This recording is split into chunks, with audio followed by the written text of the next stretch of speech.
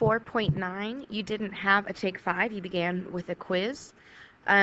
This revolution getting even crazier. We left off with Citizen Louis, no longer king, being put on trial for treason and sent to the guillotine in January of 1793.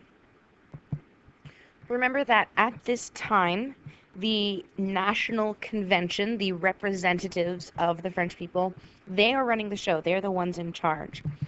And like we said in class, even in our own country, if we were purely to rely on the legislative group of representatives, that could be up to hundreds of people, and it's hard to effectively get things accomplished with that many people. And in 1793, the French are realizing this as well. So they decide to have a committee, a select few of those representatives who come together and make the majority of the big decisions. That committee is made up of 9 people, including our friend Georges Danton. He had not been part of the National Assembly. He had been more involved in a local sort of city level in Paris. But with the new elections, remember where everyone is able to vote, where we have universal suffrage, Danton is elected into the convention. And because he is so well respected, he is added to this Committee of Public Safety. So we are about 3 or 4 years into this revolution, and the people have been desperate. There's been lots of chaos. And so this new Committee of Public Safety, they decide that the things that are most important, well, they're going to pass a law on a new calendar. They decide that the old calendar, it was just part of the old system, or the Ancien Regime. And many days are named after saints' days, and they hate that connection with the church. And so the new calendar is based on a system of tens. The months are named according to logic. So the months that are in summer are named things like Thermidor because the temperature is higher. So they're sort of taking this Enlightenment reason a few steps too far, because 10 is such a nice round number. Everything goes in 10. So 10 months in a year, 10 hours in a day, 100 minutes in an hour. It's kind of ridiculous, and it's absurd that they're spending their time passing laws about a new calendar rather than trying to help the people of France. Another law that they pass has to do with the church. Remember, the First Estate had so much power through owning land, through the tithe. They didn't have to pay taxes, and they just were in general corrupt before this revolution begins. And the Committee of Public Safety, the CPS, they wanted to continue to dissemble the remnants or the reminders of that power. They don't outlaw Christianity at all, but they are trying to, as much as possible, eliminate those reminders. So Notre Dame, the most famous church in Paris, is taken out of commission as a church, and it is renamed the Temple of Reason. Again, going a little bit too extreme with this desire to make the Enlightenment happen here in revolutionary France. So January 1793 is when Citizen Louis is killed by the guillotine. Back to Citizen Marie. Here she is. I mean, we started off when she was this young, innocent princess from Austria. Here, she's only about 38 years old or so, but it's been a tough road for her for the past few years. As if it wasn't bad enough that her husband has been taken from her and killed, her son is then removed to another part of the prison. She never sees him again, but she can hear him for a while. The National Convention and the Committee of Public Safety wanted to make sure that this prince would know that the revolutionary ideals were best. Because if his father was king, and his father died, then there are going to be some people who believe that this little boy is Louis XVII. And so they start this campaign of brainwashing him, essentially. At first it's through games and songs, but it does turn violent, and they actually start beating him. They do lock him away, and Marie Antoinette never sees him again. Later in 1793, she is then removed from her family. She is taken to a separate prison, and then she is beheaded in October of that year. As out of touch as Marie Antoinette was, as much money as she spent, she really personally wasn't to blame. Just like her husband, they were caught up in their circumstances. They were a bit, they were sort of morons, and they didn't do as much as they should have, but they certainly were not to blame for all of the problems of the French people. This sketch was made by Jacques-Louis David. He was the artist who did the Tennis Court Oath, and we'll see a number of his works as we continue in this unit. She has gone from this glamorous queen to an old woman in the cart on the way to her death. I just think it's a really sad story. On top of all of this, she's lost her husband. Her son has been taken from her. She probably had some sort of stomach cancer, most historians believe. And so much of this is just because of the perception that she was the cause of everything that was wrong for the French people.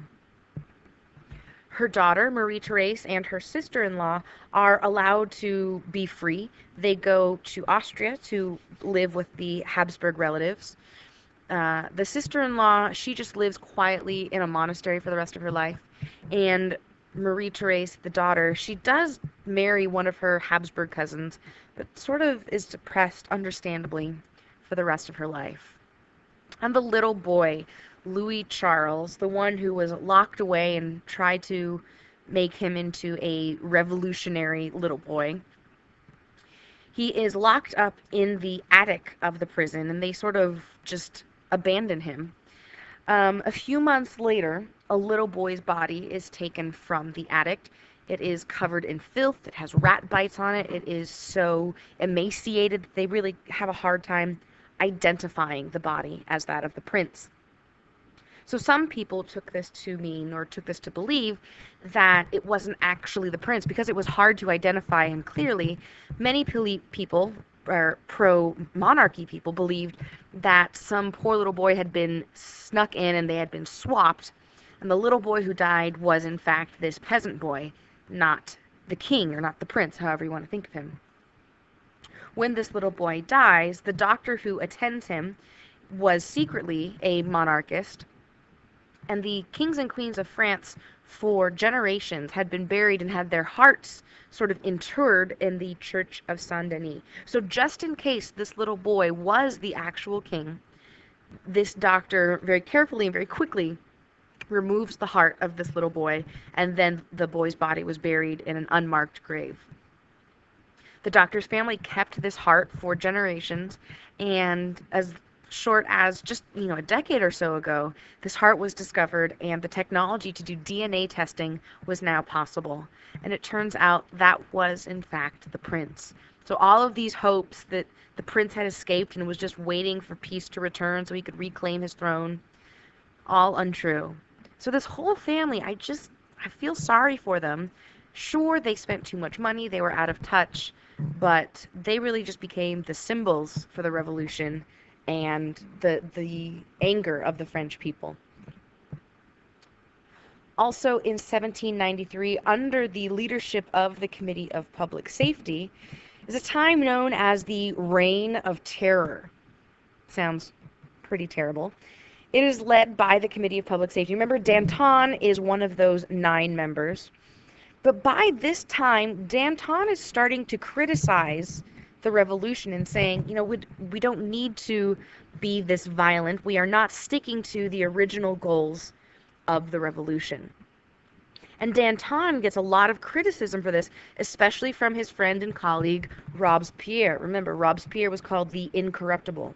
So Danton is then arrested, and he too is sent to the guillotine because he's seen as not revolutionary enough. He's an enemy of the revolution. So Robespierre, the Incorruptible, he becomes the head of the Committee of Public Safety and is essentially, from here on out, a dictator. He is so devoted to this extreme change in power. Robespierre famously said, liberty cannot be secured unless criminals lose their head. And according to Robespierre, a criminal is anyone who doesn't support the revolution, anyone who speaks out against the Committee of Public Safety. So that idea of freedom of speech that was so important a few years before has now completely been lost. During the Reign of Terror, and it's about 1 calendar year, 12 months, from the summer of 1793 to the summer of 1794, about 40,000 people are killed, arrested and killed because they are seen as enemies of the country, not revolutionary enough.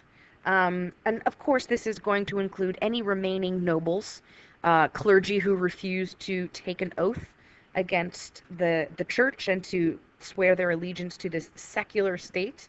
But there are also quite a few people who had been supporting the revolution. People like Danton, people from the Third Estate, people who were at the tennis court oath.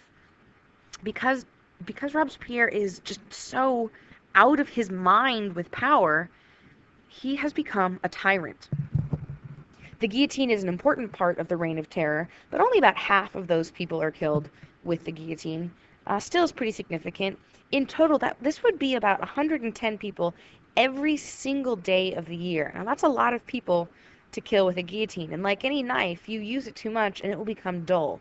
And so the guillotine becomes less and less effective and sort of ends up going against its original purpose to be effective, to be humane, to work in one go. It starts taking a few more times to take the heads off people. I should mention that France is still at war with the rest of Europe, especially Prussia and Austria.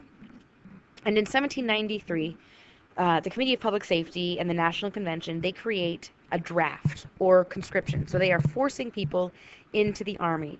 But this actually wasn't a totally bad thing from the perspective of the soldiers, because at least they had food, they were fed, there was some degree of stability, and there was less chance that they would be accused of not being revolutionary enough. So the army is continuing to grow and continuing to fight these foreign countries within Europe. Once this all starts going down, the people react and say, wait a minute, this has gone too far. And so even Robespierre, the incorruptible, the man who had been corrupted by his power, he is sent to the guillotine in July of 1794, which is just wonderful, wonderful irony. There's a lot of backlash against the Jacobins, the extreme revolutionaries, and those in the moderate party, the Girondists. They say, okay, we need to scale back. We need to go back to some more moderate ideas. And one way of doing that is to go back to some of the older voting rights, the voting laws. The National Convention, the Jacobins came to power largely because of universal suffrage. Everyone could vote. The Girondists say, okay, well, look at what happened with that. Things didn't go so well. So let's go back to at least some qualifications for citizens to be able to vote. So once they have new election laws, they need to have a new election. And so once again, with limited voting rights, new elections are held, new representatives are chosen. Some of them are repeats. They had been in the National Convention. But again, we have lots of representatives. How are we going to get anything done? We need a group. So in this case, it is a group of 5 called the Directory. These 5 people are directors. They're the ones making the major decisions for the country. They've been chosen from the representatives, chosen from those people who are newly elected. The thing with the directors is they are totally corrupt.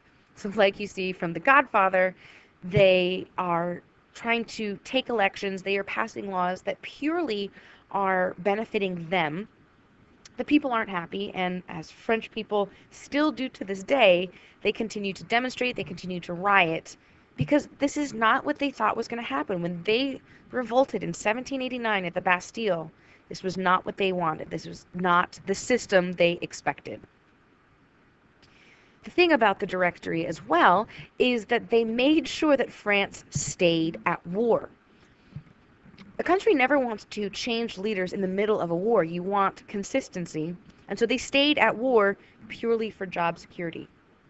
The one good thing that came out of this was that the French army becomes more successful. They have more trained officers, and they start getting a number of successes, including this guy, Napoleon Bonaparte. He was in the army during the time of the Directory and is getting power, is becoming popular amongst the people because he's seen as an alternative to the corruption of the directors.